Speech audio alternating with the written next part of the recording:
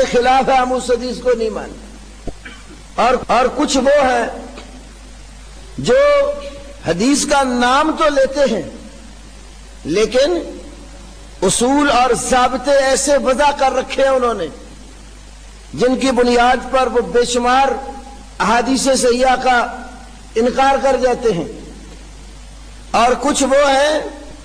جو حدیث میں مانوی تحریف کر کے حدیث کا انکار کرتے ہیں۔ تو مختلف قسم کے طبقات ہیں ان میں۔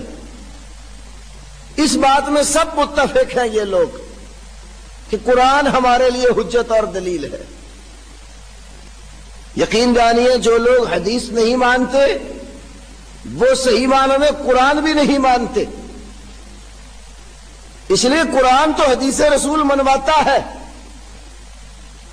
میں قرآن حکیم سے ہی دلائل آپ کے سامنے رکھوں گا جس سے یہ بات معلوم ہوتی ہے کہ اللہ نے نبی کریم صلی اللہ علیہ وسلم پر قرآن کے سوا بھی وحی کی ہے اور وہ وحی حدیث اور سنت کی صورت میں محفوظ ہے۔ تو سورۃ نساء کی 163 اور 164 نمبر آیت کریمہ میں اللہ وحدہ لا شریک نے یہ بات سمجھائی ہے کہ نبی کریم صلی اللہ علیہ وسلم پر وحی کا جو نزول ہوا وہ اسی طرح ہی ہوا جیسے نوح علیہ السلام اور ان کے بعد آنے والے انبیاء اور رسل کی طرف وحی آئی۔ آئیے ہم اللہ کے قرآن سے پوچھتے ہیں کہ رسول اللہ صلی اللہ علیہ وسلم کی طرف اور آپ سے پہلے نبیوں کی طرف کتاب کے سوا بھی کوئی وحی آئی ہے؟ اللہ وحدہ لا شریک نے قرآن حکیم میں کئی مقامات پر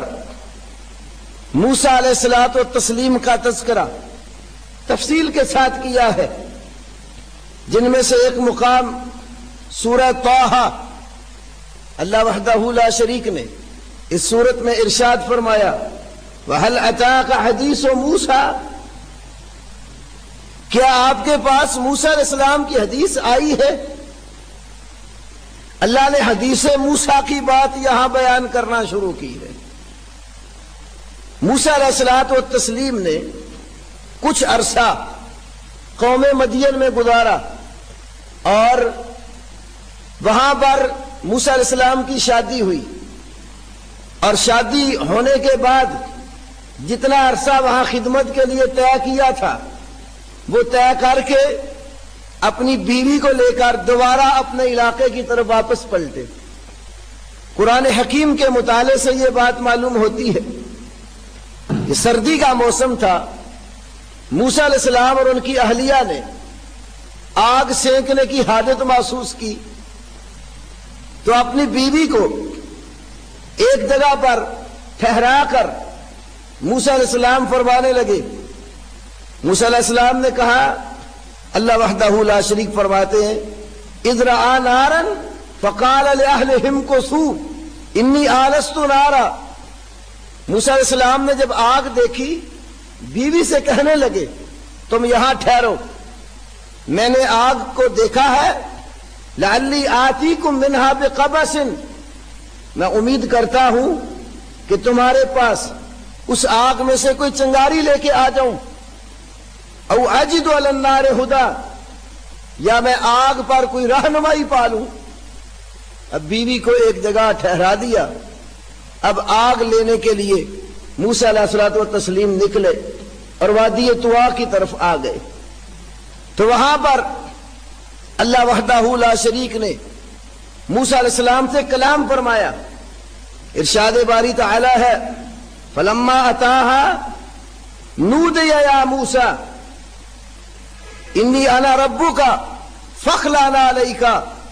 انک بالوادی المقدس طویٰ، آواز دی گئی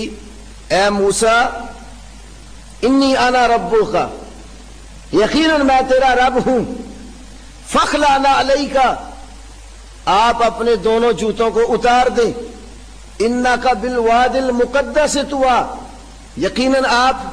پاک وادی طویٰ کے اوپر ہیں۔ اب موسیٰ علیہ الصلوۃ والتسلیم سے اللہ نے کلام کرتے ہوئے فرمایا وَأَنَا اخْتَرْتُكَ فَاسْتَمِعْ لِمَا يُوحَىٰ، فرمایا وَأَنَا اخْتَرْتُكَ، اور میں نے تجھے چن لیا ہے،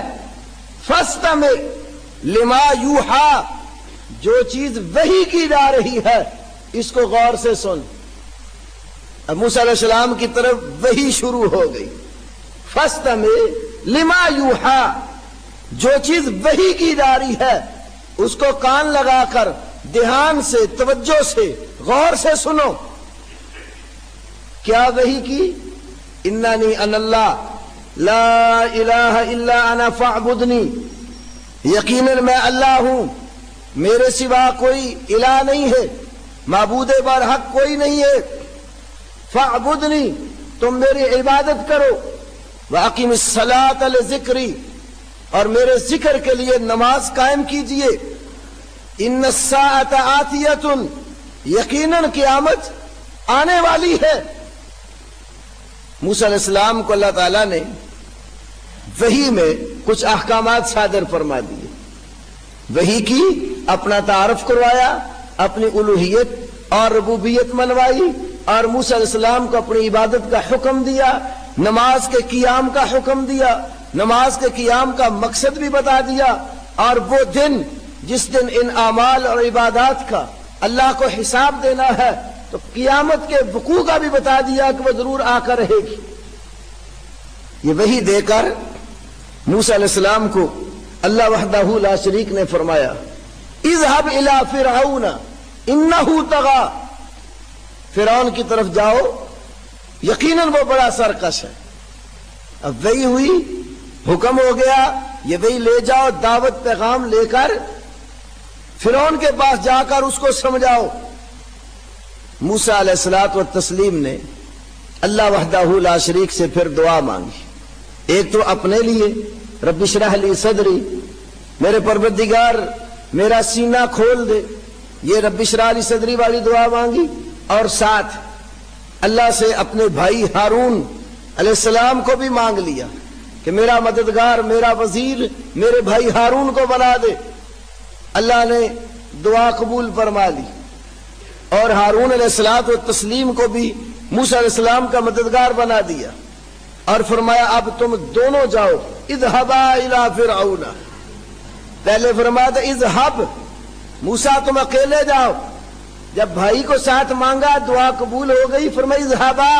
الى فرعون، تم دونوں بھائی فرعون کی طرف جاؤ اور جا کر اس کو دعوت دو،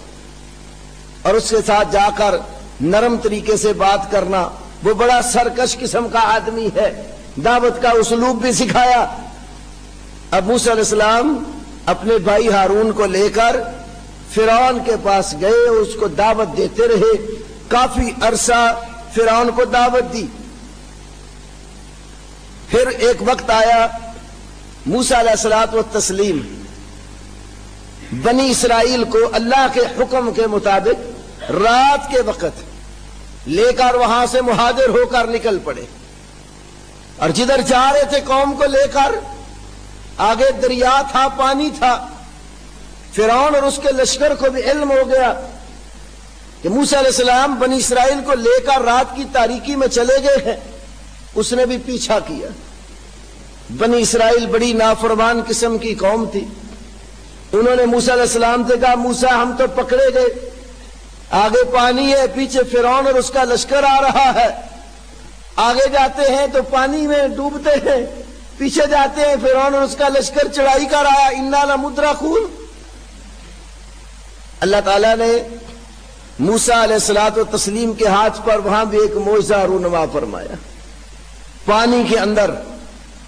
بنی اسرائیل کو نکالنے کے لیے اللہ نے ایک راستہ پیدا کر دیا۔ موسیٰ علیہ السلام اپنی قوم کو لے کر اس راستے سے گزر گئے، دریا عبور کر گئے۔ فرعون اور اس کا لشکر جب وہاں پہنچا، اس نے دیکھا پانی میں راستہ بنا ہوا ہے، بنی اسرائیل اس راستے سے دریا عبور کر گئے ہیں، وہ بھی اپنا لاؤ لشکر لے کر اس راستے پر چل پڑا۔ جب وہ اپنے لاؤ لشکر سمیت اس راہ پہ چلا،